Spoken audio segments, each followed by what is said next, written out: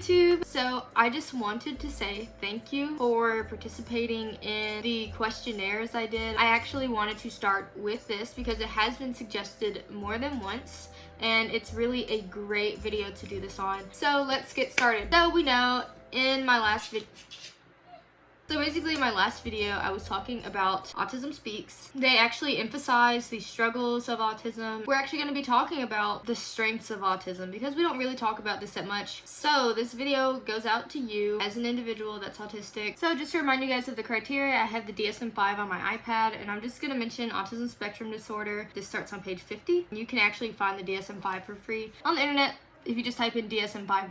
Free. Okay. And for the diagnostic criteria, the first thing we have is persistent deficits in social communication and social interaction across multiple contexts. So a lot of us don't like small talk. This doesn't come naturally to me. Now what's really great is that us autistics, because we don't like small talk and because we're interested in the things that we're interested in so deeply, the only connections, the real connections that we love, that we make, are these very deep connections. And I think that it's a real strength that we make such deep connections. I feel like deep connections are the more meaningful ones. You know, they're a part of life. Another thing as far as communication goes, I feel like this is one of our strengths. I feel like we could be very honest, but it's not so much that we're honest as much as we are blunt. Like, I think my mom pulled out some clothes one time and I just thought they were ugly. I just said, take it off and burn it, because I strongly felt like no one should be wearing that. Yeah, it was very blunt. I did not mask at all when I said it. It just came out and I was very happy that I said it. That's another thing about communication that I feel like is a plus.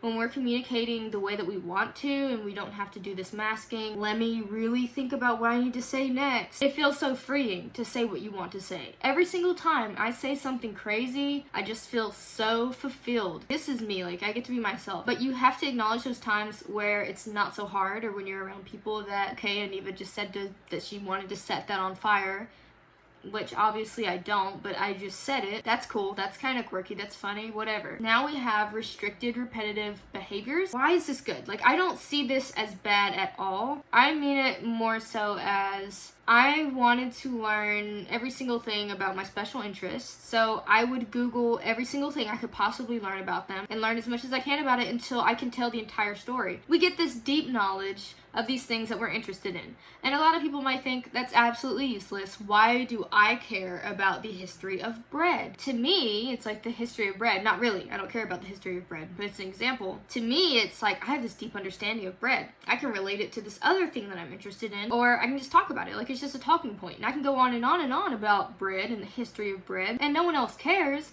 but I'm happy because I'm talking about the history of bread. You know, people think, how do you know this? Little do they know, we can spend 36 hours just looking up that one thing until we literally know everything about it, and now it's time to move on. And I don't mean 36 hours straight. I don't think I could even do that. And then another one of the strengths is because we do these restricted repetitive behaviors and we enjoy them, we get more out of life. We get so much out of life being able to do those restrictive repetitive behaviors. And yes, I keep saying restrictive. Restricted.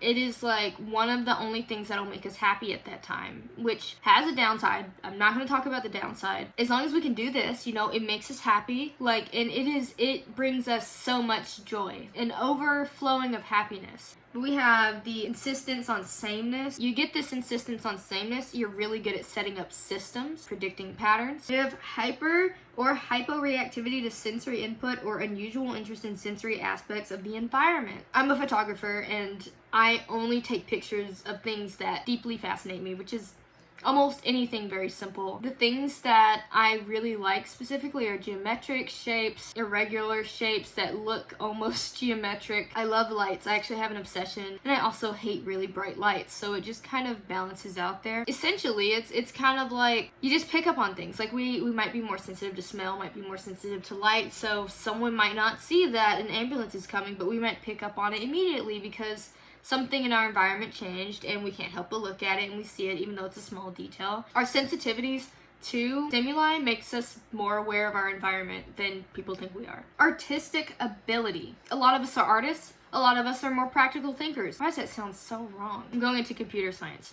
And I mean artistic as far as creativity. Creativity isn't always painting and drawing and taking pictures. Creativity is literally just this ability to think outside of the box. If you just try it, if you just vocalize your thoughts more, not in an environment where they will bash you, but in an environment where your opinion is actually listened to and your thoughts are listened to, you'll notice someone will say, I didn't even think of that. I didn't even think of it like that. Would never have thought of it like that. Being creative in creative ways. I take a lot of pride in my hair, you know, like I like to stick little random things in it. And, you know, nowadays people like are slower to say something because everyone's expressing themselves now, you know? We're innovative. There's this thing that everyone else thinks is perfect. This works perfectly. We've got deficits in some places, and we're like, okay, but it can be improved on if we do this. That's innovation. That's improving on something that is already invented and making it better. Another thing is we are deeply skilled. If we learn how to do something, we're gonna learn how to do it the right way. We're gonna learn every single way that it can go wrong. We're gonna learn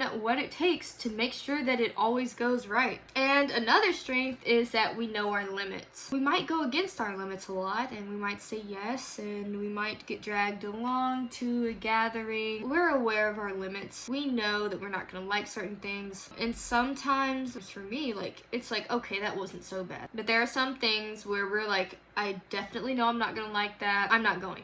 And that's really great to say. It's really great if you can tell someone I'm not going and you don't feel bad about it. My last thing to say to you guys, you are quirky, you are unique, and literally there's no one else like you, and you felt left out for a lot of your life. Had friends, but you knew that they were a little bit different from you. You have to find some way to see this as a good thing. It's actually fantastic.